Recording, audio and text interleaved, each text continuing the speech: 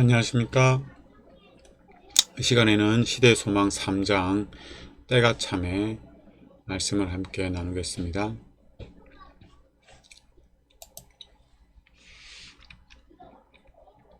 갈라디아서 4장 4절 5절 말씀을 읽겠습니다. 때가 참에 하나님이 그 아들을 보내사 여자에게서 나게 하시고 율법 아래 나게 하신 것은 율법 아래 있는 자들을 속량하시고 우리를 아들의 명분을 얻게 하려 하심이라. 오늘은 왜 예수님이 다른 때가 아니라 2000여 년 전에 이 땅에 오셔야 했는지, 그리고 그 당시 영적 상태가 어땠으며 또 이 땅에 오셔서 이루고자 하신 예수님의 사명이 무엇인지 다시 한번 확인하는 시간을 갖도록 하겠습니다. 말씀을 계속 보면 아시겠지만 중요한 말씀이 반복해서 우리에게 주어지고 있다는 것을 알게 되실 것입니다. 그런데 반복해서 주어지는 이 말씀 또한 우리가 잘 받아들이지 않고 혹은 또 잘 이해가 되지 않을 수 있습니다. 그렇기 때문에 반복해서 강조하는 거겠죠.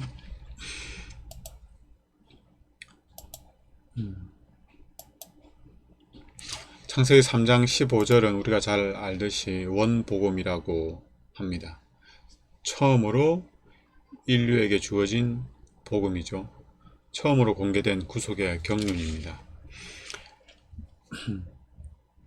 이 복음을 처음으로 전해들은 아담과 하와는 자기들의 맏아들이 구주이기를 바랬습니다.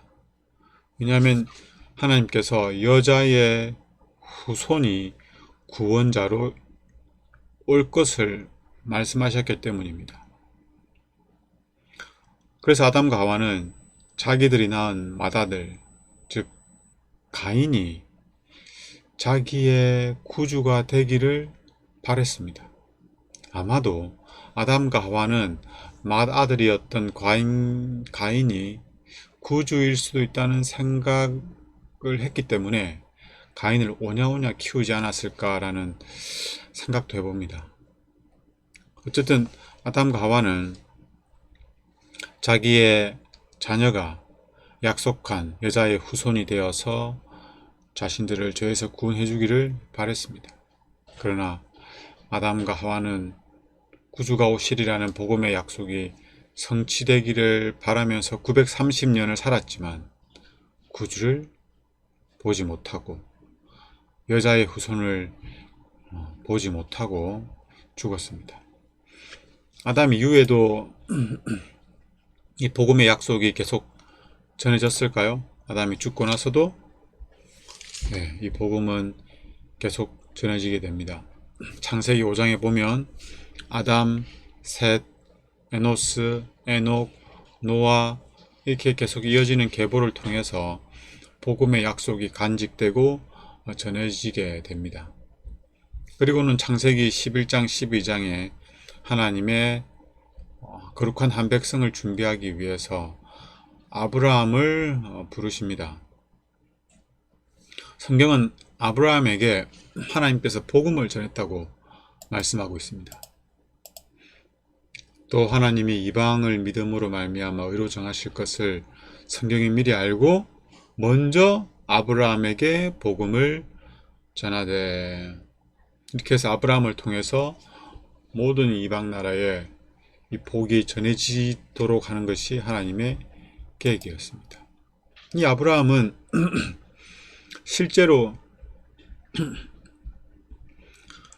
약속한 여자의 후손을 보지는 못했습니다. 구주를 보지는 못했지만 그 구주를 보고자 하는 간절한 마음이 있었어요.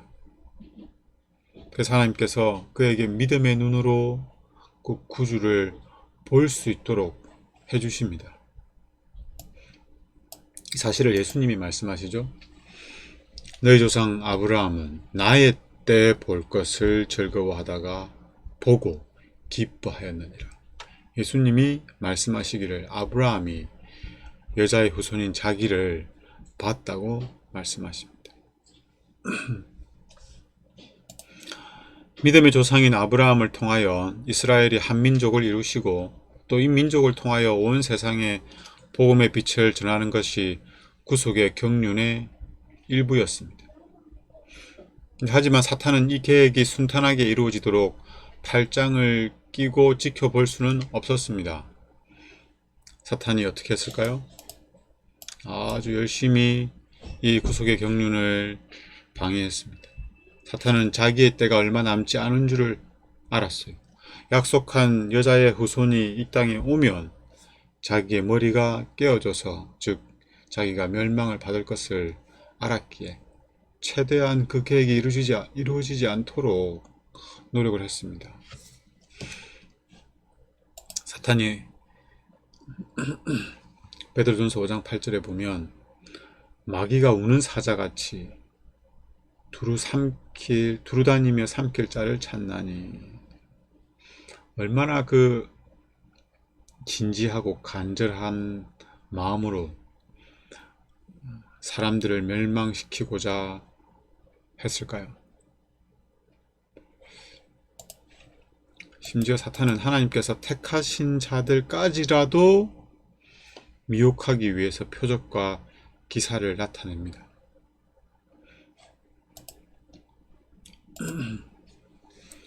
사탄은 이 일에 성공을 하였습니다.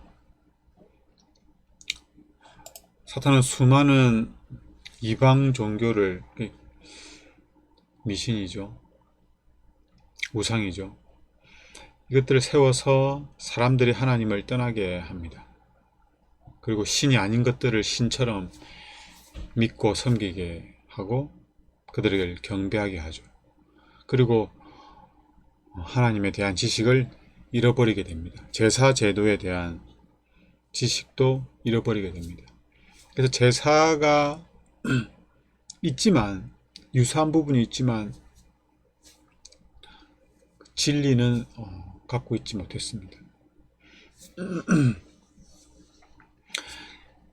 하나님을 떠나게 되고 하나님에 대한 지식까지 잃어버리니까 사람들은 어떻게 됐을까요? 더욱더 타락하게 됩니다. 이교를 통해서 가장 경건하고 거룩해야 할 제사와 예배가 오히려 예식과 형식이라는 명분 아래 합법적으로 불법을 행하는 수단이 되어버립니다. 그리고 하나님의 택하신 백성도 거짓 진리로 취하게 하여서 구원에 이르지 못하도록 하는데 거의 성공하게 됩니다. 죄인은 절대 스스로를 구원하지 못합니다. 그래서 죄인에게는 구주가 필요합니다. 그래서 하나님께서는 죄인들에게 구주를 약속하셨습니다. 그런데 유대인들은 다른 이방 종교처럼 자신의 행위로 구원을 받고자 헛된 열심, 이기적인 열심을 나타내는 우를 범하게 됩니다. 로마서 9장에 이렇게 말하죠. 의의 법을 따라간 이스라엘은 율법에 이르지 못하였으니 어찌 그러하냐. 이는 그들이 믿음으로 하지 않고 행위를 의지함이라. 진리를 가졌노라 공언하고 하나님의 백성이라 공언했던 이스라엘 백성들이 하나님의 율법을 지켰습니까? 못 지켰습니다. 의를 이루지 못했습니다. 왜요? 믿음으로가 아니라 자기의 행위로 그 의를 이루고자 했기 때문입니다. 시대소망이 이렇게 말씀합니다. 사람이 자신의 행위로 자신을 구원할 수 있다고 하는 원칙은 모든 이방인의 종교의 기초에 놓여 있다. 이 원칙이 이제 유대 종교의 원칙이 되었다. 사단이 이 원칙을 심어 놓았다. 이런 원칙이 신봉되는 곳에서는 어디서나 사람은 죄를 막을 방법을 가지지 못하게 된다. 이제 율법주의라고도 하죠. 사람이 스스로 뭔가를 해서 구원을 이루고자 하는 것입니다. 중세 가톨릭에도 이러한 노력이 많이 행해졌습니다. 고행을 하고 무릎으로 계단을 올라가기도 하고 금식도 하고, 근데 그걸 하면 할수록 더 죄책감에 시달리게 되고 또 힘들어지고, 종교가 죄인을 자유롭게 하는 게 아니라 더 억압하게 만드는 거예요. 거의 모든 종교가 아니라 모든 종교가 이러한 원칙을 가지고 있습니다. 스스로 뭔가를 선한 일을 해야지만 행함이 있어야지만 구원을 이룬다는 거죠.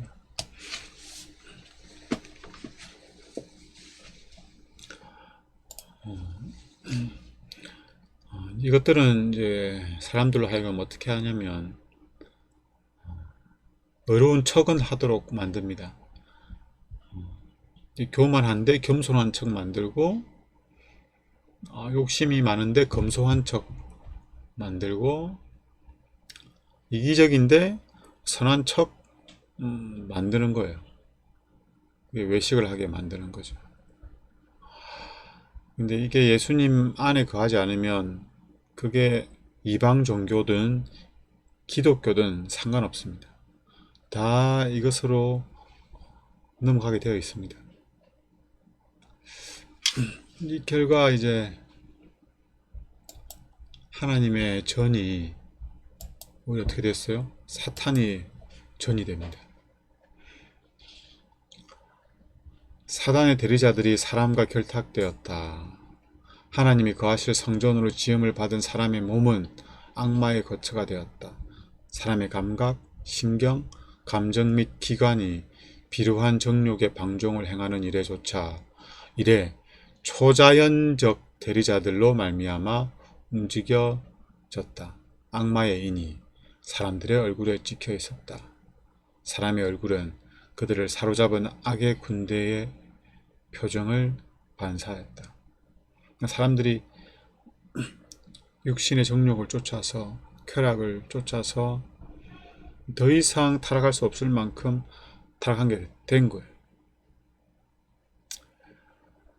가장 사랑해야 될 부모와 자녀가 서로 미워하고 심지어 다투면서 싸우면서 죽이기도 하고, 도무지 부모와 자녀 간에 있을 수 없는 일들이 뉴스를 통해서 우리는 일어나는 것들을 보게 됩니다. 사람이 더 이상 악해질 수 없을 만큼 악해진 거예요. 온통 쾌락과 즐거움을 추구하라고 광고하고 홍보하고 자극하는 것들이 널려 있지 않습니까? 이제 그게 뭐 악하다라고 생각하지 못할 정도로 일반화가 되어 있습니다. 이제 죄가 죄로 여겨지지 않는 겁니다. 그런 말씀이 또 시대소망 36쪽에 있어요. 죄는 하나의 과학이 되었고 부도덕은 종교의 한 부분으로 성별되었다. 하나님께 대한 반역심은 사람의 마음속 깊이 뿌리를 박았고 하늘에 대한 사람의 적개심은 매우 강렬하였다. 인간은 하나님을 떠나서는 향상할 수 없다는 사실이 우주 앞에 실정되었다. 그래서 창조주가 이 땅에 오셔서 생명과 능력을 나누어 주셔야만 하였다. 죄는 하나의 과학이 되었고 부도덕은 종교의 한 부분이 되었다. 이 말은 죄는 당연히 짓는 거라는 겁니다. 죄는 지을 수밖에 없다는 겁니다. 누가 죄를 안 지을 수 있냐는 거죠. 이 죄를 짓는 것을 합리화하는 거예요. 합법화까지 갑니다. 누가 죄를 안 지을 수 있냐는 거예요.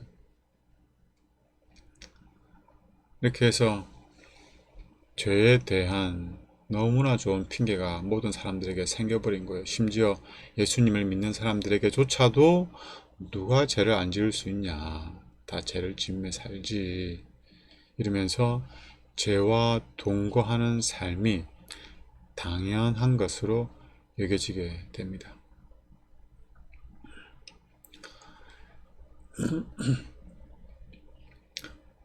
근데 이러한 중에도 세상의 악한 영향력에 물들지 않고 믿음으로 메시아를 고대하며 기다리던 사람들이 있었습니다. 어떻게 이러한 중에 그들의 신앙을 지켜낼 수 있었을까요? 그 비결을 시대소망이 이렇게 말합니다. 그 비결은 바로 말씀 위에 믿음을 세우는 것입니다. 여기 나온 말씀을 제가 소개해 드리려고 하는 게 아니고 그들이 믿음을 지켜낸 비결이 말씀이라는 것을 제가 말씀드리고 싶은 거예요. 유대인 중에 하나님에 대한 지식을 보존하여 온 거룩한 혈통의 후손인 견실한 사람들이 있었다. 이 사람들은 조상들에게 주어진 약속의 소망을 여전히 바라보았다. 그들은 주 하나님이 너희를 위하여 너희 형제 가운데 나 같은 선지자 하나를 세울 것이니 너희가 무엇이든지 그 모든 말씀을 들을 것이라. 고 모세를 통하여 주신 보증의 말씀을 깊이 생각함으로 그들의 믿음을 굳게 했다. 말씀을 깊이 생각함으로 믿음을 굳게 하였다. 그들은 또 여호와께서 한 분에게 기름을 부으사 가난한 자에게는 아름다운 소식을 전하게 하시고 마음 상한 자를 고치며 포로된 자에게 자유를 전파하며 여호와의 은혜의 해를 선언하게 하신다는 사실을 읽었다. 말씀을 봤다는 거죠. 그들은 어떻게 주께서 공의를 세우실 것에 대하여 어떻게 섬들이 그 교훈을 앙망하고 열방이 그의 빛으로 열왕은 비치는 그의 강명으로 나오게 될 것인지 대하여 읽었다. 야곱이 임종시 한 말은 그들을 희망에 부풀게 하였다. 홀이 유다를 떠나지 아니하며 치르자의 지팡이가 그 발 사이에 떠나지 아니하기를 실로가 오기까지 미치리라. 예수님이 유다 지파의 자손으로 이 땅에 태어나실 것을 말하는 거죠. 이들은 자신의 믿음의 뿌리를 말씀 속에 깊이 내렸고 말씀에 따라 행하며 예수님을 기다렸다는 겁니다. 그 세상의 영적 상태가 어떠하든 환경이 어떠하든 그게 문제가 되는 게 아니에요. 내가 내 믿음을 말씀에 뿌리를 내리고 있느냐 하는 것입니다. 그렇지 않으면 자연스럽게 세상의 세속적인 조류에 휩쓸려서 이렇게 떠다니는 겁니다. 무너지는 거예요. 모래 위에 집을 세운 것처럼 풍랑이 불러오면 한순간에 무너지게 되어 있습니다. 그러나 우리가 말씀 위에 우리의 믿음을 세우면 반석 위에 집을 지은 것처럼 아주 튼튼합니다. 그러나 이 말씀을 떠나면 단 한순간도 안전하지 못합니다. 말씀을 떠나면 내가 죄 가운데 있다는 사실조차도 자각하지 못합니다. 그래서 매일 말씀을 우리 생각과 마음에 두고 지켜갔으면 좋겠습니다. 때가 참에 하나님이 그 아들을 보내사 여자에게 나게 하시고 율법 아래 나게 하신 것은 율법 아래에 있는 자들을 속량하시고 우리로 아들의 명분을 얻게 하려 하심이라. 때가 참에 하나님이 그 아들을 보내셨습니다. 근데 궁금한 거예요. 왜 이때인가? 왜 하필이면 이때에 예수님을 보내셨을까? 지금으로 치면 2000년 전에 왜 그때일까? 여기에 대해서 시대소망이 이렇게 말하죠. 여러 국가가 한 정부 하에 연합되었다. 로마를 말하는 겁니다. 그리스와 로마의 영향력 아래에 있었다는 걸 말하는 거예요. 한 방언이 널리 사용되고 그것이 어디서나 문학적 언어로 인정받았다. 이때 헬라어로 성경이 번역됩니다. 이걸 72명이라고 그러는데 72명인가? 유대인 72명이 모여서 성경을 헬라어로 번역을 한 건데요. 이게 거의 이제 지금으로 치면 영어처럼 공용어로 사용된 거예요. 그리고 흩어져 있던 유대인들이 디아스포라라고 하죠. 전 세계에 흩어져 있던 유대인들이 절기를 지키기 위해서 또 예루살렘에 모입니다. 그리고 그들이 또 다시 돌아가죠. 그들은 그들의 우거하는 곳으로 다시 돌아감으로 온 세상에 메시아의 강림에 대한 소식을 전파할 수 있었다.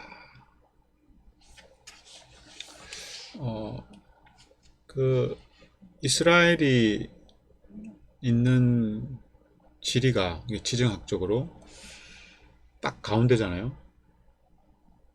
위쪽은 유럽이고 동쪽은 아시아고 남쪽은 아프리카고 이게 세 대륙이 이렇게 딱 만나는 것 가운데 이스라엘이 자리를 하고 있습니다.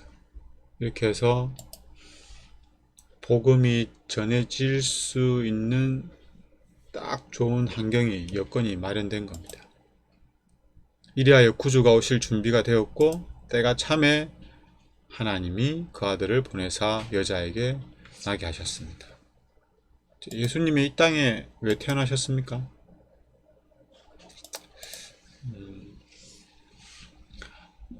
시대의 소망이 이렇게 설명합니다. 사단은 사람이 가졌던 하나님의 형상을 저하시키는 일에 성공한 것을 심히 기뻐하고 있었다.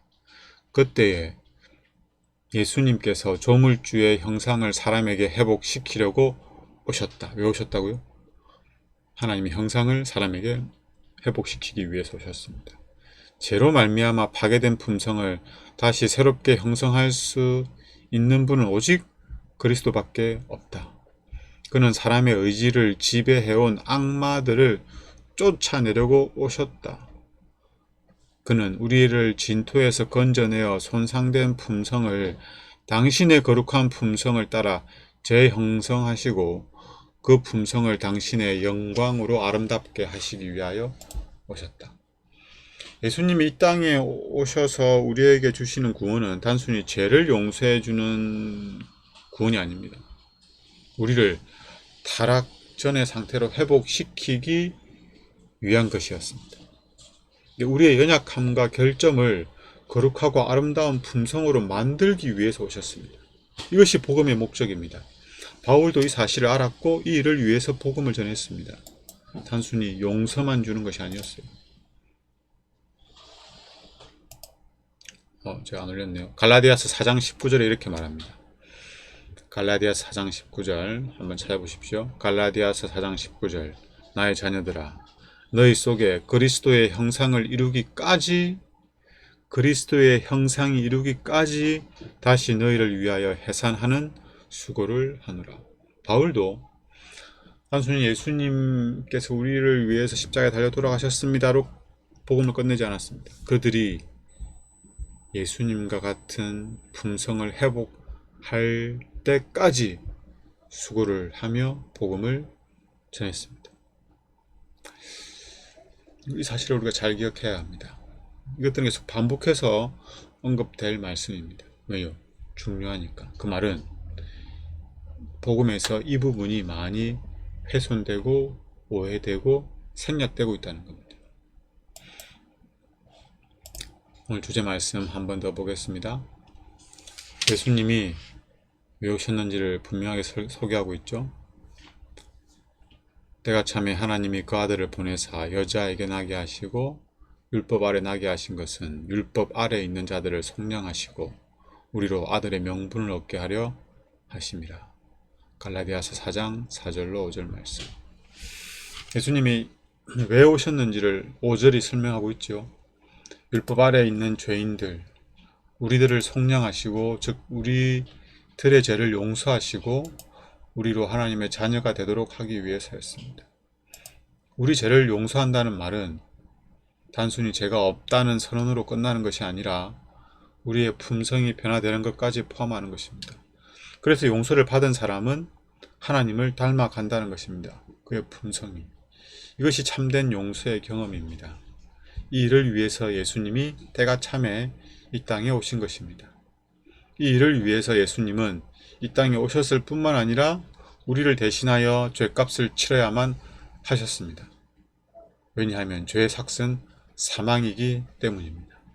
죄는 그 대가로 생명을 요구하기 때문입니다. 예수님이 죄인들을 속량하시겠다는 이 말씀을 성취하기 위해서는 당신의 생명을 십자가에 내어 주어야만 했습니다. 하나님께서는 왜 때가 찼을 때 예수님을 여자에게 나게 하셨습니까? 우리를 대신하여 죄의 값을 치르도록 하기 위해서였습니다. 예수님은 왜 이 땅에 오셨습니까? 예수님은 죽기 위해서 이 땅에 오셨습니다. 죽기 위해서 이 땅에 태어나신 것입니다. 모든 사람은 살기 위해서 태어나지만 예수님만은 죽기 위해서 때가 참에 여자에게서 나신 것입니다. 어떤 부모가 자녀를 죽음에 내어주기를 자원하겠습니까? 하나님은 그리하셨습니다. 왜냐하면 우리를 사랑하셨기 때문입니다. 이 사랑의 깊이를 우리가 헤아릴 수 있다면 얼마나 좋을까요? 때가 참에 하나님께서 그 아들을 보내셨습니다. 이때는 죄의 그림자가 가장 짙게 내려앉은 때였습니다. 이때는 자기 백성이 구주를 알아보지도 못하고 영접하지도 않는 때였습니다. 그럼에도 불구하고 하나님께서는 사랑하는 독생자 예수 그리스도를 이 땅에 보내셨습니다. 이해되지 않는 사랑입니다. 이 무한한 사랑이 우리의 영원한 묵상의 주제가 되면 좋겠습니다. 그리고 하나님을 찬양할 우리의 영원한 감사의 이유가 되었으면 좋겠습니다. 기도하겠습니다. 하나님, 때가 참에 아들을 여자의 후손으로 이 땅에 보내주셔서 감사합니다. 죽기 위하여 태어나신 예수 그리스도로 인하여 감사드립니다. 우리의 죄를 대신하여 죽으심으로 우리를 용서할 뿐만 아니라 우리의 품성을 하나님의 품성으로 회복하고자 하신 그 하나님의 뜻을 우리가 알고 또 감사하고 기뻐할 수 있게 하여 주십시오. 우리가 정말 하나님을 닮아갈 수 있다는 이 복음의 소식에 저희들이 감격하고 또 이 복음을 경험하고자 하는 소원이 있게 하여 주시옵소서. 예수님을 닮고자 하는 마음이 있게 하여 주시옵소서. 정말 예수님을 믿음으로 말미암아 죄사함을 경험하고 우리의 이 모나고 흠 많은 품성이 거룩하고 아름다운 하나님의 품성으로 닮아갈 수 있도록 은혜를 베풀어 주시옵소서. 오늘 남은 시간도 믿음으로 예수님을 우리 마음에 모시고 서로 사랑하면서 안식일을 잘 보내도록 인도하여 주십시오. 예수님 이름으로 기도드립니다. 아멘. 평안한 안식일 저녁 되십시오.